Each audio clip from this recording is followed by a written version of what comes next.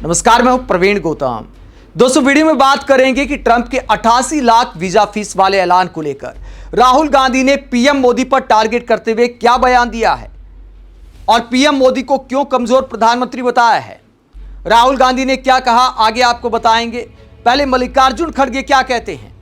जब ट्रंप ने यह ऐलान किया कि अमेरिका में नौकरी पाने वाले बाहर से आने वाले हर कर्मचारी के लिए कंपनियों को अब 88 लाख रुपए पहले भरने होंगे। 88 लाख रुपए कर दी गई है H-1B वीजा की फीस। $1 लाख फीस की गई तो उसके बाद भारत में सियासत गर्म हो गई है, क्योंकि भारत के हित ट्रंप के इस फैसले से सबसे ज्यादा प्रभावित हैं। क्योंकि पिछले साल का ही आंकड़ा देखें तो 71% H-1B वीजा भारतीयों को मिले हैं। तो सबसे ज्यादा भारतीयों की नौकरी पर असर पड़ेगा, या यूं भी कह सकते हैं आप कि नौकरी एक तरह से बंद हो जाएंगी अमेरिका में। तो जाहिर सी बात है, भारतीयों पर ही इसका सबसे ज्यादा असर पड़ेगा। अब विपक्षी नेता पीएम मोदी से सवाल कर रहे हैं कि ट्रंप को उन्हीं की भाषा में कैसे जवाब दिया जाएगा। एक के बाद एक भारत को टारगेट कर रहे हैं। 3 दिन पहले पीएम मोदी को बधाई दे रहे थे और उसके बाद 2 ऐसे फैसले किए हैं जन्मदिन की बधाई देने के बाद, जो इस बात को दिखाते हैं कि जुबान से तो प्यार दिखा रहे हैं, लेकिन कलम से भारत पर प्रहार कर रहे हैं। विपक्षी नेता क्या सवाल पूछते हैं, पहले कांग्रेस अध्यक्ष मल्लिकार्जुन खड़गे ने क्या कहा वो आपको बताते हैं। मल्लिकार्जुन खड़गे ने लंबा चौड़ा पोस्ट किया पीएम मोदी के नाम और कटाक्ष करते हुए क्या कहते हैं मल्लिकार्जुन खड़गे ने पीएम मोदी से सवाल करते हुए कहा, आपको जन्मदिन की शुभकामनाओं के बाद मिले रिटर्न गिफ्ट से भारतीय आहत हैं।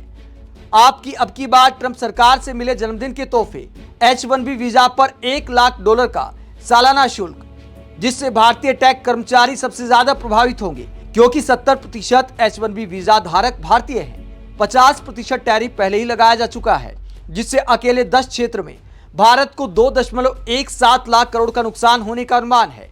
हायर एक्ट, जो भारतीय आउटसोर्सिंग को निशाना बनाता है, चाबहार बंदरगाह की छूट हटा ली गई, जिससे हमारे रणनीतिक हितों को नुकसान हुआ है।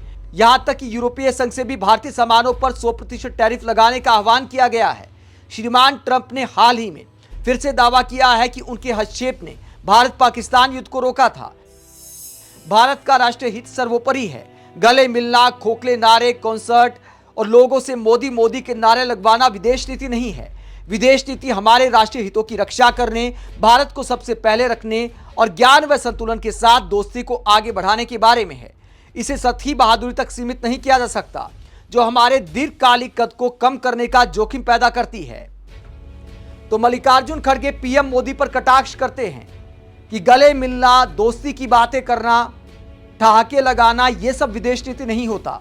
सवाल यह उठता है कि आपके इन सब करने से भारत को क्या मिल रहा है, और ट्रंप एक के बाद एक वार किए जा रहे हैं। दोस्तों, ट्रंप के इन फैसलों के आखिरकार मायने क्या हैं? वरिष्ठ पत्रकार नरेंद्र नाथ मिश्रा क्या कहते हैं इसे लेकर, उनकी बात भी आपके सामने रखते हैं।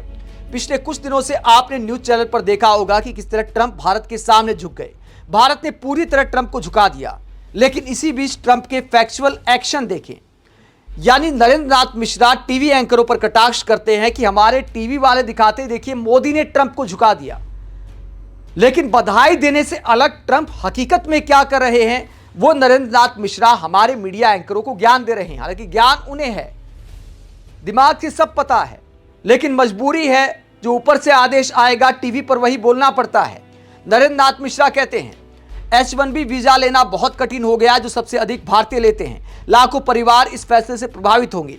सऊदी अरब पाकिस्तान के बीच अहम डील कराई, जिससे दोनों देश एक दूसरे का हर स्तर पर सहयोग देंगे। यानी सऊदी अरब और पाकिस्तान के बीच जो डील हुई है कि एक देश पर हमला दूसरे देश पर भी हमला माना जाएगा, और सऊदी और पाकिस्तान मिलकर साथ में जवाब देंगे। तो इसके पीछे नरेंद्र नाथ मिश्रा कहते हैं कि अमेरिका का हाथ हो सकता है, ट्रंप का हाथ हो सकता है। इसके अलावा ईरान के चाबहार प्रोजेक्ट पर भारतीय मदद पर प्रतिबंध लगाने की घोषणा की, इससे भारत को नुकसान होगा। अमेरिका ने भारत पर लगाए टैरिफ को अब भी कम नहीं किया है। एक्सपोर्ट बुरी तरह प्रभावित है। लाखों रोजगार अभी भी खतरे में है। अमेरिका अभी भी रूस से तेल नहीं खरीदने का दबाव भारत पर लगातार बना रहा है। तो ये हकीकत दिखाई है न्यूज चैनलों को, बीजेपी के प्रवक्ताओं को नरेंद्र नाथ मिश्रा ने, कि बधाई पर मत जाइए, माय फ्रेंड मोदी बोलने पर मत जाइए। दोस्त की पीठ में ट्रंप कैसे छुरा घोंप रहे हैं वो देखना चाहिए हमारे मीडिया चैनलों को। और क्या पीएम मोदी को जवाब नहीं देना चाहिए? एक ट्वीट आता है, हमारे प्रधानमंत्री न्यौछावर हो जाते हैं। इसीलिए विपक्षी नेता सवाल उठा रहे हैं कि क्या हमारे प्रधानमंत्री इतने कमजोर हो गए हैं, जबकि दावा किया जाता कि विश्वगुरु बन गए हैं। अब राहुल गांधी इसे लेकर सीधा सीधा पीएम मोदी पर टारगेट करते हैं। क्या कहा है राहुल गांधी ने? राहुल गांधी ने कहा कि मैं एक बार फिर रिपीट करता हूं कि भारत के पास एक वीक प्रधानमंत्री है, एक कमजोर प्रधानमंत्री है। राहुल गांधी ये खबर शेयर करते हैं जिसमें $1 लाख वीजा फीस की गई है अमेरिका में नौकरी करने वालों के लिए, और इसमें 71% भारतीय है। ये बिजनेस स्टैंडर्ड की खबर राहुल गांधी ने शेयर की है। उस ट्वीट को रिपोस्ट किया है राहुल गांधी ने, जो 2017 में सेम ट्वीट किया था राहुल गांधी ने कि भारत के पास अब एक कमजोर प्रधानमंत्री है। तब पीएम मोदी ने जो ट्रंप के साथ बातचीत हुई थी उसमें H-1B वीजा में आने वाली मुश्किलों का जिक्र नहीं किया था। तो राहुल गांधी अपनी उसी बात को आज एक बार फिर दोहरा रहे हैं कि भारत के पास एक कमजोर प्रधानमंत्री है। मैं इस बात को दोहराता हूं। डोनाल्ड ट्रंप को लेकर पीएम मोदी पर डरपोक होने का, कमजोर होने का आरोप पहली बार राहुल गांधी ने नहीं लगाया है। जब ट्रंप लगातार दावा करते आए हैं कि युद्ध मैंने रुकवाया था, तो उसे लेकर भी संसद में राहुल गांधी ने क्या कहा था, जरा सुनिए। Donald Trump has said 5 times, has said, sorry, 29 times. 29 times he said, 29 बार उन्होंने बोला कि भैया मैंने सीज फायर करवाया है। अच्छा, अगर वो झूठ बोल रहे हैं तो अपने भाषण में यहां प्रधानमंत्री कह दें कि वो झूठ बोल रहे हैं।